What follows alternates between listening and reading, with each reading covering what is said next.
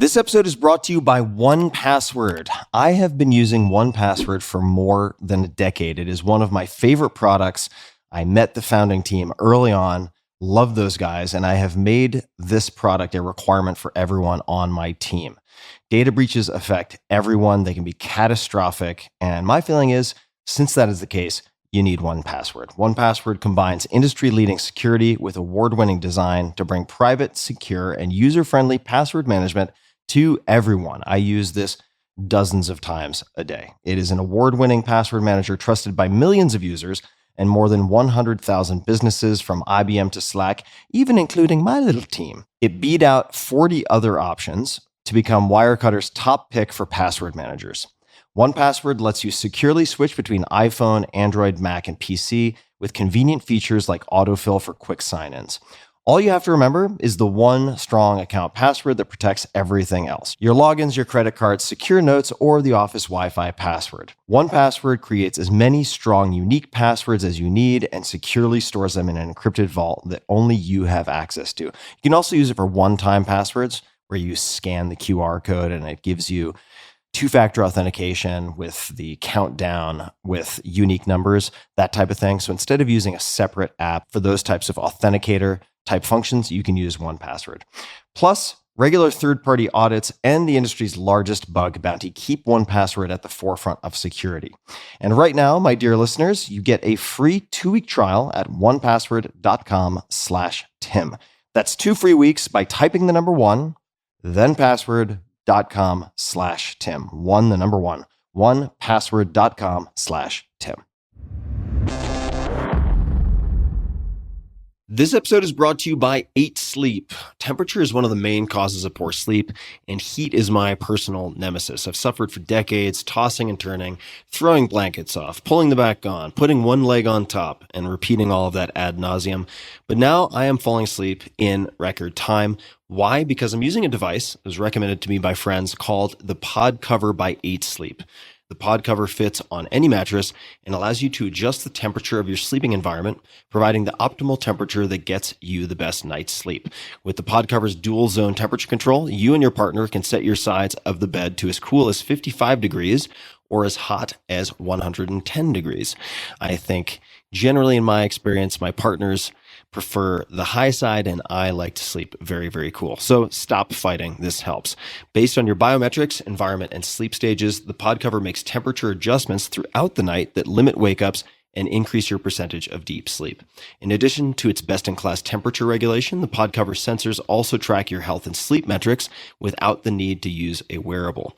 Conquer this winter season with the best in sleep tech and sleep at your perfect temperature. Many of my listeners in colder areas, sometimes that's me, enjoy warming up their bed after a freezing day. And if you have a partner, great. You can split the zones and you can sleep at your own ideal temperatures. It's easy. So go to 8sleep.com/Tim, spelled out 8sleep.com/Tim, and save $200 on the Pod Cover by 8 Sleep this winter. 8 Sleep currently ships within the US, Canada, the UK, select countries in the EU, and Australia. Optimal minimal. At this altitude, I can run flat out for a half mile before my hands start shaking. Can I answer your personal question? Now would seem an appropriate time. What if I did the opposite? I'm a cybernetic organism, living tissue over a metal endoskeleton. The Tim Ferriss Show. Hello, boys and girls, ladies and germs. This is Tim Ferriss. Welcome to another episode of The Tim Ferriss Show. And this is one of my favorite types of episodes. Of course, I'm speaking to world-class performers of all different disciplines all the time. But one of my favorite people to ask for advice is Seth Godin. And this is a walk and talk, which means Seth and I were walking and talking while we recorded this. And I had many burning questions I wanted to ask. He did not fail to deliver a lot of sage advice, tactical, practical wisdom. And what more can I say? The guy's a gem. He delivers every time. Who is Seth Godin, you might ask? Seth Godin is the author of 21 international bestsellers that have changed the way people think about work. His books have been translated into 38 languages, and Seth's books include Tribes, Purple Cow, Linchpin, The Dip, and This is Marketing. Seth writes one of the most popular marketing blogs in the world, 8,500 plus daily blog posts, just to put that into perspective. And 2 of his TED Talks are among the most popular of all time. He is the founder of the Alt MBA, the social media pioneer Squidoo, and Yoyodyne, one of the first internet companies. His latest book is The Song of Significance, a new manifesto for teams. You can find him at sethgodin.com, and you can find Seth's blog at seths.blog. So you can go to both of those for a lot of resources. And I'm going to just reiterate why we did this format the way we did it, because there's too much sitting in the world. It's not good for you. We weren't evolved to do it. And I am trying to counteract the trend, the impulse, all of the incentives to do podcasts in a fixed location. This isn't good for my health, and it's certainly not good for your health to force you to consume it that way. So I'm at least experimenting with being out and about, doing something that we are designed to do, and that is walk. So without further ado, please enjoy my wide-ranging conversation where I ask for a lot of help from Seth Godin. All right, here we are. So thank you again for taking the time. And the subject, I suppose, relates to time, attention, all these good things, which is how to make Tim Ferriss's incredibly long form writing shorter, or how those two things fundamentally are different in terms of long and short. I texted you asking if there's any secret sauce, any tips or tricks for writing short blog posts, because I consider you the undisputed king of consistently good short blog posts. And that kind of uncorked all of this. So here we are. And I suppose where I might want to start is with our initial text thread. And one of the points that, at least as I read it, seemed to resonate was treating blog posts more as a question than an answer, or a provocation rather than a prescription. Could you expand on that a little bit? Because I think it relates also to the posts that you so kindly proofread, where I may have misinterpreted how best to think about that. I would be delighted to dive in. There's so many places to start. I'm going to start with this. You are a gifted and generous writer, and you have been since I began tracking what you do. And blogging is inherently a generous act, because it's hard in 2024 to justify it as a financial endeavor. You're doing it to illuminate. And what does it mean to write in this form? A short story attributed to Ernest Hemingway? Probably not. For sale, baby shoes, never worn. 6 words, it's perfect. In 6 words, your heart breaks. That's not scalable, practical, repeatable. You can't sign up to write 6-word short stories that break people's hearts every day, because that level of condensing, that level of being able to get at the heart. None of the words had more than 7 letters. None of the words have more than 2 syllables. That's magic, right? We can't repeatedly do that. So when we look at the form of a blog, we say, well, Seth's blog posts have 100 to 1,000 words in them. All I have to do is take my idea and make it shorter. And when we try to do that, resistance kicks in, Pressfield's resistance. And we say, but I need to clarify this sentence and add a parenthetical to that sentence, or else I will be misunderstood. So this first sentence in this paragraph, which is rich and detailed and recursive and layered, goes like this. Growth agents have a place in medicine, parentheses. Some types of hypopopularitarianism, wasting syndromes, diseases, surgical care, etc., and some sports effectively require them at higher levels. But there are always trade-offs when you turn on the dials on complex hormonal cascades and feedback loops. Yep. Everything in that is true. And someone could study that sentence in college for a month, because there's layers below layers below layers. And unfortunately, the blog reader in general is not ready to consume that level of condensation. Mm-hmm. And so we shouldn't even try, because that's not what a blog is good at. Mm-hmm. What a blog is good at is what Scott McCloud taught us about comics. Scott McCloud's book about comics, which is a must-read. I have read it. Or Understanding Comics is the one that I read. I think Yes, he has Understanding Comics. Thank you. Yes. Mhm. The key lesson is this. Comics work because something happens between the panels. Right. In panel 1, Superman sees a problem. In panel 2, Superman is with the villain. We don't see how Superman got from panel 1 to panel 2. That happened in our brain. So the reason bad comics and bad graphic novels are bad is because the creator didn't understand that. They didn't let our brain do the leaping. They just decided to add a lot of pictures to a story that would be better in words. So what a blog post does is it says, here's a sketch over here, and now I'm over there.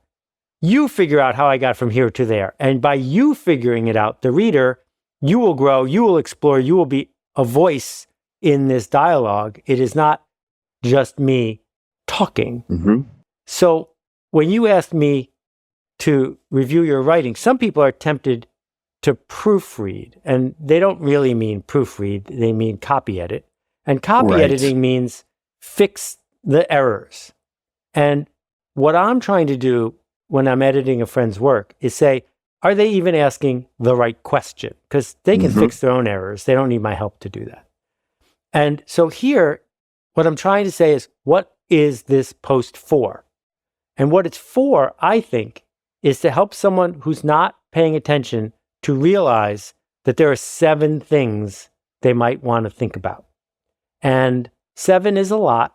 So what I pitched back to you is, this is actually 7 blog posts in a series. And what the first one says is, there's some things you're not thinking about that you might want to think about. Here's one of them. And the idea, if I just say to somebody, biceps are temporary, baseball helmet sizes are forever, they visualize that immediately. Mm-hmm. And then they're like, what? And then they want to think about what you meant by that. It's a haiku, it's a puzzle, it's a shadow. Where's the light and what is being reflected? So now you've gotten permission to tell me in a paragraph or 2 what you meant. And then you get to say, dun, dun, dun, dun, dun, and I say, dun, dun. And that is the form. That is what blogs are good at. But, and I'm going to end my rant now, the downside is you will be misunderstood. And that is why there are no comments on my blog, because people who misunderstood a post would then respond by making me feel bad. So I would overwrite so they wouldn't do that anymore. And then it wasn't a blog anymore, so I had to stop. And basically what I'm saying is, if you don't get it, ask a friend. And if they don't get it either, come back tomorrow and we can discuss a new thing. And I think the king of this is actually the magic of XKCD, which is a blog in graphic form. Yeah, it's outstanding. I agree on that. And as you're talking, a few things come to mind for me. And maybe as a backdrop, the impetus for a lot of this, for me at least, is number one, to get back into writing and to experiment with a new form, a new style, a new approach to writing. And number 2 is to explore ideas in various ways to clarify my own thinking. Yep. Which ended up happening in this short piece, the No Biological Free Lunch piece that you proofread. I suppose my question, not copy edited, which is certainly a very different thing. In this particular case, if you were writing this, would you be inclined to make it a series, or would you make each of these a standalone piece? In other words, of those 7 bullets, as you're thinking through not just the word count, right? This is my mistake where I basically said, okay, instead of writing a 5,000 word blog post, I'm going to make it less than 1,000, but I'm going to try to still somehow get all of the concepts into this shorter form. Seems like there's a conceptual constraint that makes things powerful. But would you take those 7, make them into an interrelated series? Would you make them all kind of independent after you introduce them in this one piece? How would you think about divvying this up conceptually for yourself? And I should also just add one more thing, which is fundamental to all of these observations and questions and goals and dreams of mine is, how do I make this sustainable for me? Right? Yes. Which is part of the feedback you gave in the comments on the draft of this blog post was, I'm paraphrasing, but if you try to just make the 5,000 word thing 1,000 words, it's going to be exhausting for you and most likely also exhausting for your readers, which I agree with.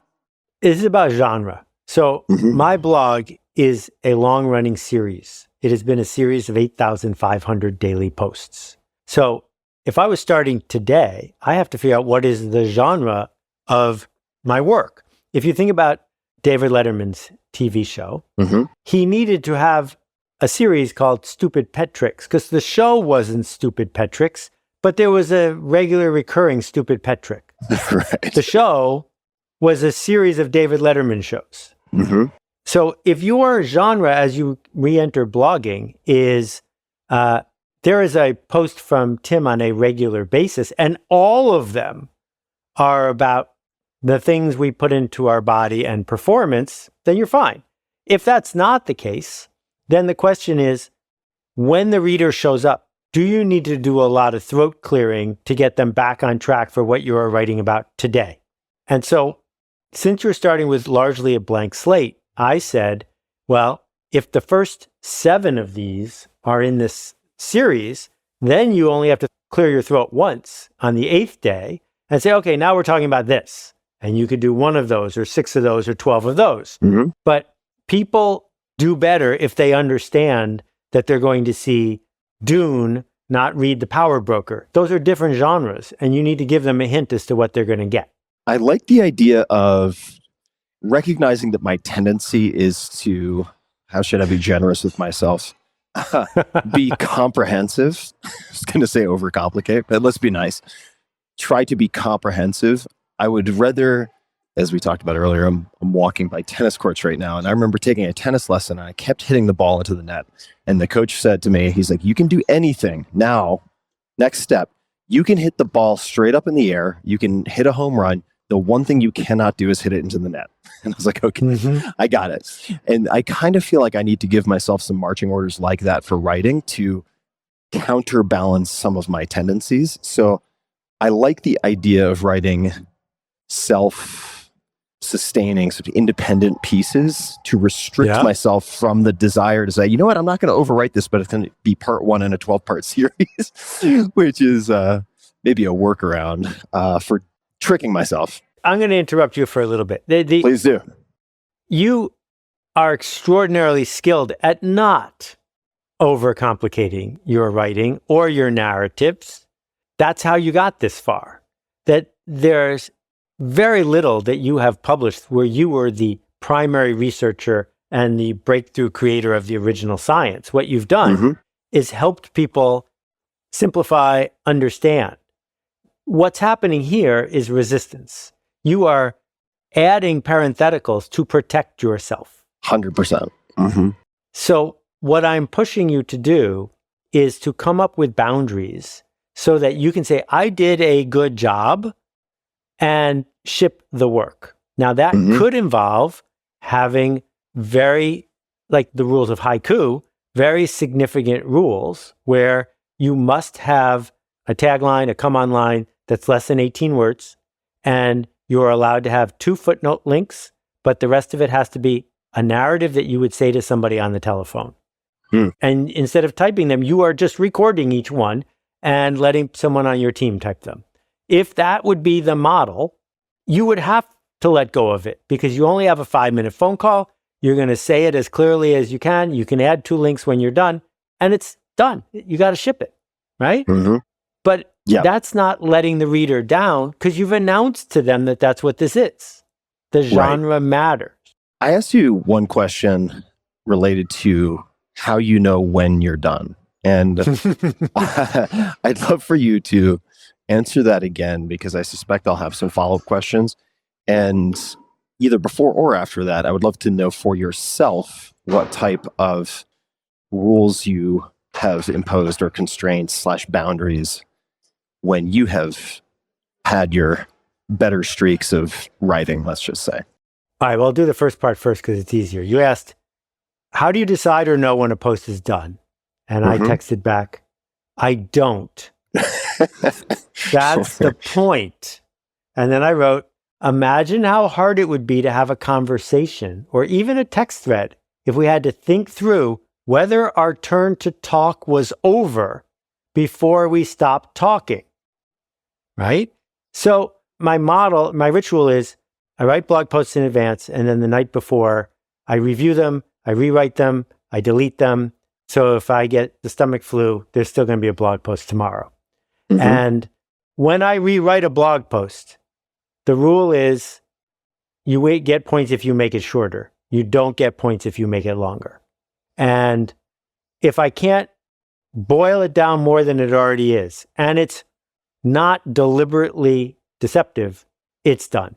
Because the purpose is tell people something they already sort of know in a way that they would be grateful for the chance to forward to other people. Can you say that one more time, Seth? That seems important. If I can show up with something in your bones you know to be true or interesting or worth thinking about, but I can say it in a way that would benefit you if you could share it with your friends and colleagues, that's a great blog post. Benefit you in what possible senses? I will give you a trivial one first, which is more than once I have blogged about how stupid it is that there's a pull-down menu when you're checking out of a shop and there's all 50 states listed. That isn't helping anybody. We have AI that can speak English. It knows how to turn NY into New York. And we do this because 40 years ago, or whenever the web was young, 25 years ago, it was a hack that made life slightly easier for certain programmers. And it's just been sticking around ever since. There are people like me it really vexes. And if I say this and you are one of those vexing people, now you can forward it to your webmaster and say, see, I said we shouldn't do this. And so I just gave you a useful thing to share. That's trivial, but that's sort of the idea, is that if you have a brother or a son or a colleague or a daughter or a sister who would benefit from the insight that you think I'm onto, you're going to forward it to them and you're going to have a connection with them because I opened the door and made it possible for you to do it. Every once in a while, I do post something about Claude AI that you didn't know about. And you go, oh, great, I use Claude. Thank you very much. But that's not really the service my blog offers. The service my blog offers is not I'm breaking news. It's I am trying to illuminate things that already resonate with people. Not to add too many parentheticals to this conversation, but what is Claude AI? Claude.ai. I can't believe I know something you don't know. Claude.ai is significantly better than ChatGPT at certain functions. And I think part of it is because it doesn't read the web, or it says it doesn't read the web, so it's not easily distracted. But I'm launching a software project in 6 weeks, and the business plan took more than a year and a whole bunch of contributors. It's 40 pages long. And I uploaded the business plan to Claude, and I said, please review this, highlight contradictions, paradoxes, and obvious errors. And in less than 10 seconds, it wrote me a 1.5-page MBA quality memo that nailed it. It just nailed it. And I was like, okay, you got me. That's great. So I use Claude AI every day to read other people's writing, my writing, critique it, give me insight. You could send your post to Claude and it might not have the insight I had, but it would definitely have something to say. Incredible. All right. Well, in parentheses, what are some other elements or practices or constraints or fill in the blank that have helped you with consistency in terms of blog writing? Because I have attempted and failed a number of times to build up momentum writing shorter posts. And I think a lot of what we've already discussed will help. Is there anything else that you would add to the it helped my consistency streak category? Well, I would say two things. First, I think you're talking about consistency in terms of showing up at the ballpark every day. Cadence. Yeah, exactly. Yeah. So I'll do that one second. The first one, I have never met Larry David, but I am guessing that there are some days that Larry David is actually a nice, thoughtful person. And there is a character named Larry David as well. So the person who writes my blog is a character named Seth Godin. And I am the only person who has ever written my blog. I'm the only person who ever will write my blog. But when I am doing it, I am playing the character named Seth Godin. So if it doesn't sound like me, if it's just me authentically being tired or annoyed, I don't publish those because that's not what my character would do. This is not me exposing some mythical Seth Godin to the world. It's me portraying the character Seth Godin because it's a service. And then the second thing is streaks are usually used against us by software. And if they make you feel bad, it's not a helpful thing. But I write blog posts every single day, whether I use them or not. And I learned that from Isaac Asimov when I worked with him all those years ago. If you know that tomorrow morning you have to start typing, tonight when you go to sleep or today when you're walking around, you will be noticing things so that you have something to type. And, I have enough in reserve that I don't have to do it every day, but I do it every day because I eat lunch every day and because I take a shower every day. Two follow-ups. So the first is related to the playing the character of Seth Godin. It sounds like, if I heard you correctly, you're saying your writing should reflect how you feel in the world at the time that you're writing. Am I hearing that correctly? No, it's the opposite of that. It's the opposite. There's no should here, first of all. If someone wants to write a blog that's just the unvarnished version of them in the moment, go for it. I don't care. I'm not the blog police. What I'm saying is I can read a blog post I wrote 14 years ago, and I might not write the same one today, but it rhymes with the one I would write today because there's a voice that this character has that I am very comfortable with. I did the first thing that all writers do when I got ChatGPT, which is I asked it to write like me. And I was pleased to discover it was a parody of me. And being able to be parodied is a really good sign. And that's what it is to have this voice, is to say, I could exaggerate it in 6 different directions and people could tell I would be parodying it. But like, the Peanuts comic strip, Charles Schulz did it every single day. And it's very hard to tell which decade a Peanuts strip is from. Totally. And that's what I'm after.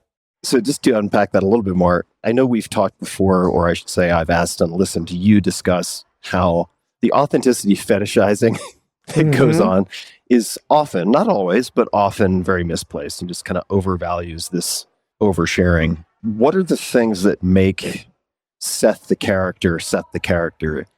Is it 80% voice that you've developed such that ChatGPT can imitate you and parody you? What are the other ingredients that make Seth the character who writes on Seth's blog?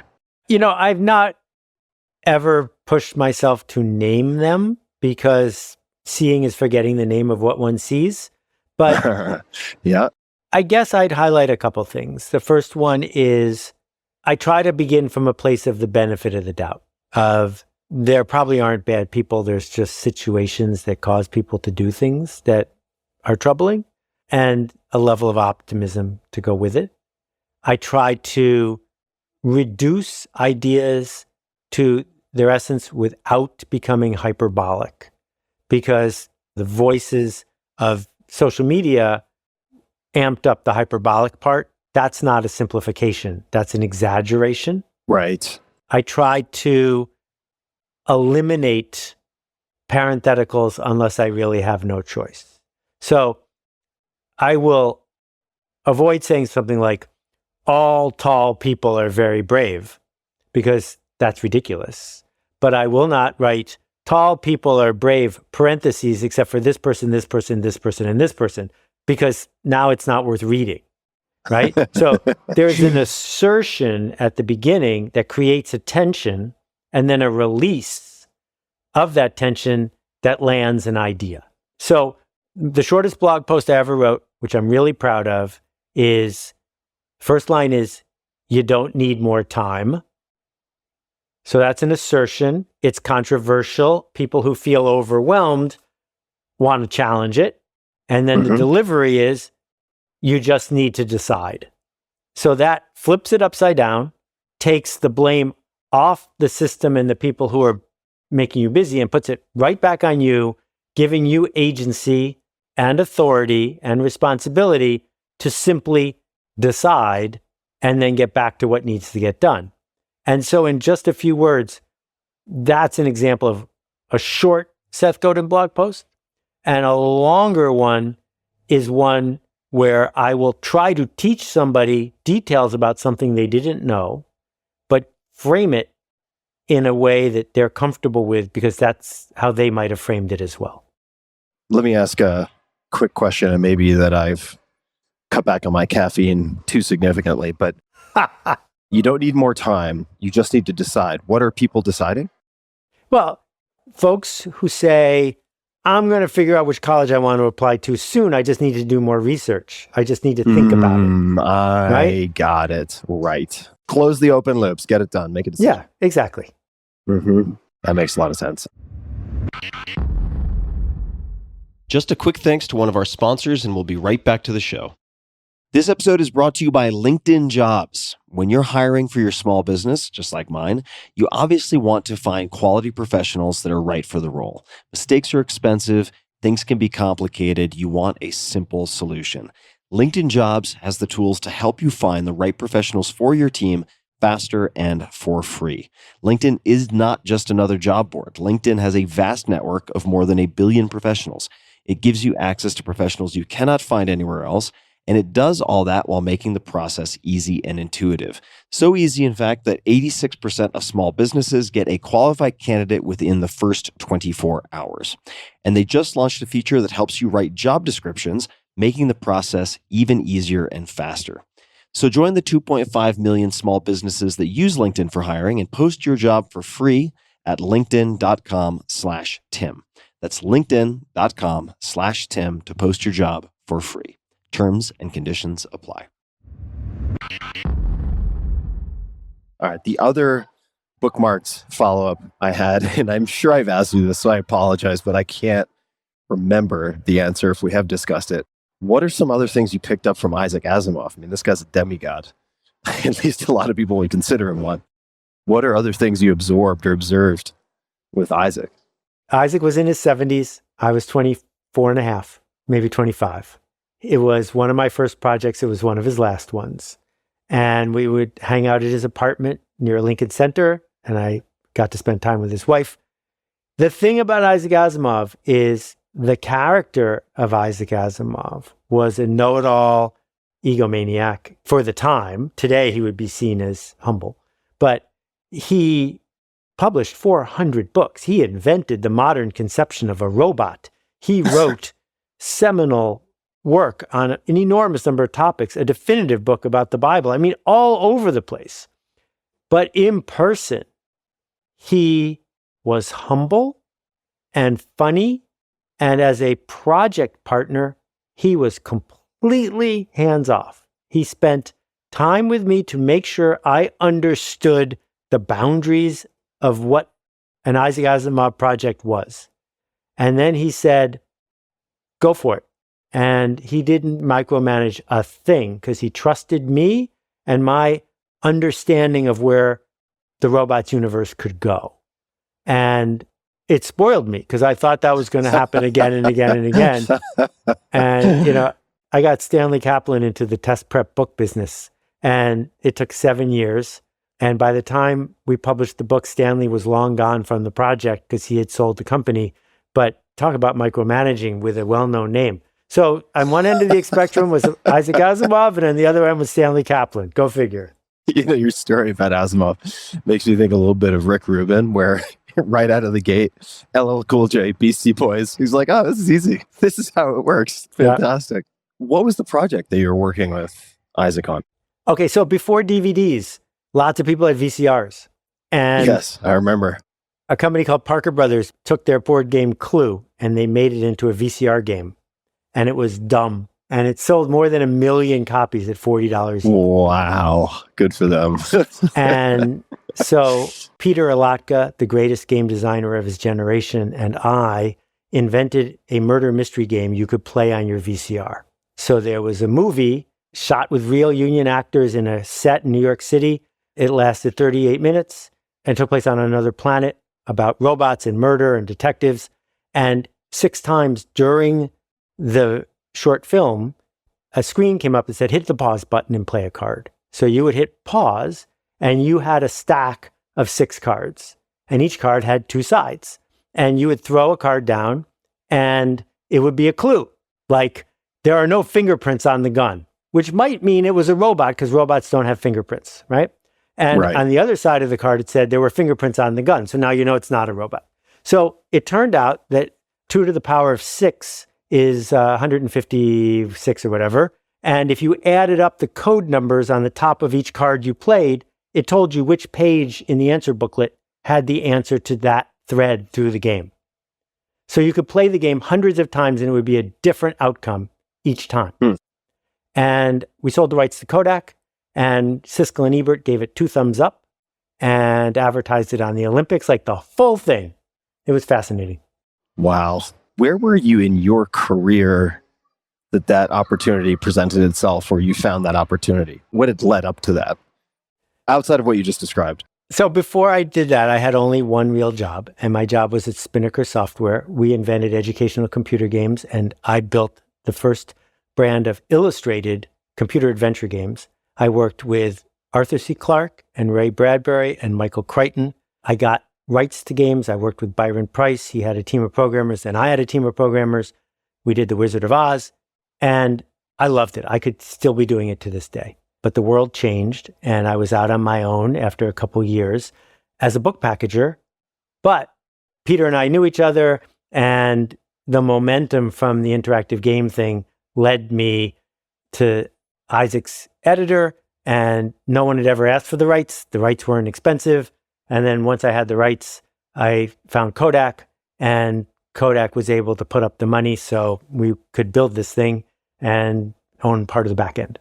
So if I zoom out, I have a macro level question for you, which has been on my mind a lot, if you don't mind, which is a question of how you choose next chapters or projects, because I'm coming up on the 10th anniversary of the podcast next April, so in a few months, and figured that would be a good time as any to pause and reflect on things and think about where I want to go. Love doing the podcast, don't plan on stopping it, but there are a lot of trends driving it towards effectively turning podcasts into fixed location television shows, and I don't have much desire to do that. Yep. I don't want to be contrarian just for the sake of being contrarian. That's its own trap or set of traps. But I know you've been very deliberate, for instance, in choosing not to start a dozen startups and in favor of choosing to spend your time on other things. How do you choose or think about kind of next chapters, or what advice might you give me as I contemplate the what's next type of question? You know, I think it's very kind of you to say I'm very good at it. I don't think I'm good at it, but because I'm sort of in public and I do it in a certain way, it's noted. You know, I did 5 years of Akimbo. It was in the top 1% of all podcasts. And then I just stopped. And I stopped not because I didn't love it. I did love it. I stopped because if I kept doing it, there's something else I wouldn't do instead. And creating a vacuum is required so that I will do the hard work of filling the vacuum. But if I just keep doing the thing, then there is no vacuum. And sometimes the technology changes. That's why Spinnaker went away. That's why you couldn't keep making VCR games. It's why my head start in the CD-ROM business was worthless, because CD-ROMs went away. I liked, in every time I did this, being a pioneer in a new media space, because that's, for me, the funnest spot. And then when the technology changes, I got to move on. But podcast technology is never going to change. I mean, you're noting there's a change in the production format, and that is a change. So in my case, what I'm trying to do is not maximize my income per hour spent, nor am I trying to maximize the size of my audience. What I'm trying to maximize is, are the people I'm serving glad that I showed up to solve an interesting problem? And 2, as I build the stack of things on the bookshelf behind me, can I point to them and say, that was interesting and generous, and I'm glad I did it? And, you know, that's part of a limited attention span theater, so it's not for everybody. But my whole point of view is that life is projects. It is not a job. And when you stopped the podcast and created that vacuum, did you already have something kind of warming up in the batting cage that was pending that you need to create that vacuum for? Or did you create the vacuum and then wait for something to get pulled into it? Not to strain the metaphor, but you get the idea. No, you're not straining it. If there's something pending, it's not a vacuum. There have been times when something so good came along, I did it and then had to remove things so I could do it. You know, when a few of us started Squidoo, which was one of the first social networks, I had to completely reorganize my life because we built the 40th biggest website in the US with only 8 employees. So we were busy. This is not what I'm talking about. I am talking about an actual uncomfortable vacuum where you feel like you're never going to work again, where nothing can possibly be worth what you gave up. And that's hard to do. Yeah, it is hard to do. So, just to put a microscope on that, I have, as means of backstory, done this for periods of time and have found it deeply, deeply uncomfortable, sometimes fruitful, oftentimes not terribly fruitful. In part, I think, because when I create that vacuum, I don't know if the best way to embrace the vacuum is to basically just stare at the wall and watch paint dry or to do something else, and my mind just kind of folds in on itself. You create the vacuum, and then what do the next few weeks look like in terms of how you spend your time day to day or week to week? I think a fundamental difference between you and me, there are so many of them, but one of them, as I am here talking to what? The world tango champion? Former world record holder, long time ago, but yes. Is the only thing I have a world record in is being part of the largest co-author book signing in history, in which me and 400 other people all signed our book at the same time. Because I am not a high performer. I am interesting. And being interesting is really important to me. But I am not holding myself to the standard you hold yourself in so many ways. And so I could imagine that the thing that gives me comfort might not make you happy. Right, for sure. I agree with all of that.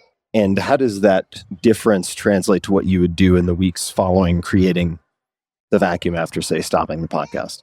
Because I guess you have activities that you're still carrying forward. It's not like you're completely idle. You're writing still, presumably. If someone looked at me from the outside, I think that they would see that my days aren't that different.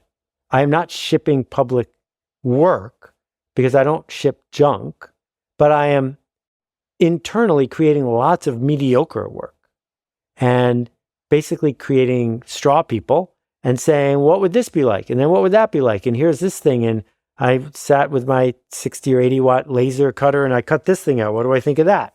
And that invention cycle is joyful, but I can't do it forever because I also need the satisfaction of shipping the work and not giving into resistance. So what I'm doing, when I was a book packager, we sold 120 books in 10 years, a book a month. But I had more than 800 books on my hard drive ready to go, not finished, but 2-page, 5-page proposals. Because the only way to have a finished proposal for me is to have an unfinished one that you didn't ship. What is it, and this is probably a fundamental question I should have asked earlier, but what do you get from writing and having written as consistently as you have and do? What is the payoff? Like, why do that? Okay, so the biggest payoff is simple, not in terms of equity, stock value, but in terms of the noise in my head. The biggest benefit is I will be writing tomorrow because it's Friday, not because I've written the perfect blog post. That every single day, something gets published by me because I decided that 24 years ago, not because I have reconsidered each day whether this one is good enough. Mm-hmm. And even if no one read my blog, I would still do it. And I'm very fortunate that people give me the benefit of the doubt, knowing that I am not guaranteeing this is the best thing I ever wrote, and they're still willing to look at it. So that's lovely. In terms of my professional practice, again, back to genre, having a sinecure, a platform where for a long time, if you type blog into Google, I was the first match. Because I just showed up more than just about anybody. There's a lot of value to saying, this is my lane and you can count on me in this lane. And for someone who is as peripatetic as I in their creative pursuits, having one of those turned out to be a really useful thing. You mentioned a word that I don't recognize, but I love the sound of. Sinecure. What is that? Yeah. It's a safe haven, a niche, a place to hide, a fortress. What a great word. Yeah. All right. Mental note to use sinecure. Well, I don't want to take up a ton of time here, Seth. This is all incredibly helpful. The best part of my day. And I know that you're not publishing this as written, but I just want to say, as for the people who were wondering what's in this magical thing you wrote, it includes the line, like Patagonian toothfish has become Chilean sea bass on fashionable menus worldwide. Right there. That's gold, Jerry. That's just gold. And so you need to liberate these things and explain to people I know what you're talking about, but the fact is that entire species are becoming extinct because somebody figured out a clever way to market an animal that we eat. There's a lot to be said about that one little riff, and you have 40 of them in one post. Thanks, man. Yeah, the no biological free lunch. It's one of those things that I've said so many times to friends in conversation, and I was finally like, you know what? If not for any other reason than I am tired of repeating this Gettysburg Address speech to every wayward friend who calls me up about to consume really potent drugs. I have some of those. If you go to Seth.blog and type advice for authors, there are 2 posts with the same title, because I wasn't being clear, that I wrote a year and a half apart, and they have each like a dozen or 15 bullet points. And now I have a SIG and Superhuman that I can call up. If when someone sends me a note, a friend or whatever, I can say, oh, I've already thought about this question. Here you go. Oh, I love it. Hey guys, this is Tim again. Just one more thing before you take off, and that is 5 Bullet Friday. Would you enjoy getting a short email from me every Friday that provides a little fun before the weekend? Between 1.5 and 2 million people subscribe to my free newsletter, my super short newsletter called 5 Bullet Friday. Easy to sign up, easy to cancel. It is basically a half page that I send out every Friday to share the coolest things I've found or discovered or have started exploring over that week. It's kind of like my diary of cool things. It often includes articles I'm reading, books I'm reading, albums perhaps, gadgets, gizmos, all sorts of tech tricks and so on that get sent to me by my friends, including a lot of podcast guests. And these strange esoteric things end up in my field, and then I test them, and then I share them with you. So if that sounds fun, again, it's very short, a little tiny bite of goodness before you head off for the weekend, something to think about. If you'd like to try it out, just go to tim.blog/Friday. Type that into your browser, tim.blog/Friday. Drop in your email, and you'll get the very next one. Thanks for listening. This episode is brought to you by 8 Sleep. Temperature is one of the main causes of poor sleep, and heat is my personal nemesis. I've suffered for decades, tossing and turning, throwing blankets off, pulling them back on, putting one leg on top, and repeating all of that ad nauseum. But now I am falling asleep in record time. Why? Because I'm using a device that was recommended to me by friends called the Pod Cover by 8 Sleep. The Pod Cover fits on any mattress and allows you to adjust the temperature of your sleeping environment, providing the optimal temperature that gets you the best night's sleep. With the Pod Cover's dual zone temperature control, you and your partner can set your sides of the bed to as cool as 55 degrees or as hot as 110 degrees. I think generally in my experience, my partners prefer the high side, and I like to sleep very, very cool. So stop fighting. This helps. Based on your biometrics, environment, and sleep stages, the Pod Cover makes temperature adjustments throughout the night that limit wake-ups and increase your percentage of deep sleep. In addition to its best-in-class temperature regulation, the Pod Cover sensors also track your health and sleep metrics without the need to use a wearable. Conquer this winter season with the best in sleep tech and sleep at your perfect temperature. Many of my listeners in colder areas, sometimes that's me, enjoy warming up their bed after a freezing day. And if you have a partner, great, you can split the zones and you can sleep at your own ideal temperatures. It's easy. So go to 8sleep.com/Tim, spelled out 8sleep.com/Tim, and save $200 on the pod cover by 8sleep this winter. 8sleep currently ships within the US, Canada, the UK, select countries in the EU, and Australia. This episode is brought to you by 1Password. I have been using 1Password for more than a decade. It is one of my favorite products. I met the founding team early on, love those guys, and I have made this product a requirement for everyone on my team. Data breaches affect everyone. They can be catastrophic. And my feeling is, since that is the case, you need 1Password. 1Password combines industry-leading security with award-winning design to bring private, secure, and user-friendly password management to everyone. I use this dozens of times a day. It is an award-winning password manager trusted by millions of users and more than 100,000 businesses from IBM to Slack, even including my little team. It beat out 40 other options to become Wirecutter's top pick for password managers. 1Password lets you securely switch between iPhone, Android, Mac, and PC with convenient features like autofill for quick sign-ins. All you have to remember is the one strong account password that protects everything else. Your logins, your credit cards, secure notes, or the office Wi-Fi password. 1Password creates as many strong, unique passwords as you need and securely stores them in an encrypted vault that only you have access to. You can also use it for one-time passwords, where you scan the QR code and it gives you two-factor authentication with the countdown with unique numbers, that type of thing. So instead of using a separate app for those types of authenticator type functions, you can use 1Password.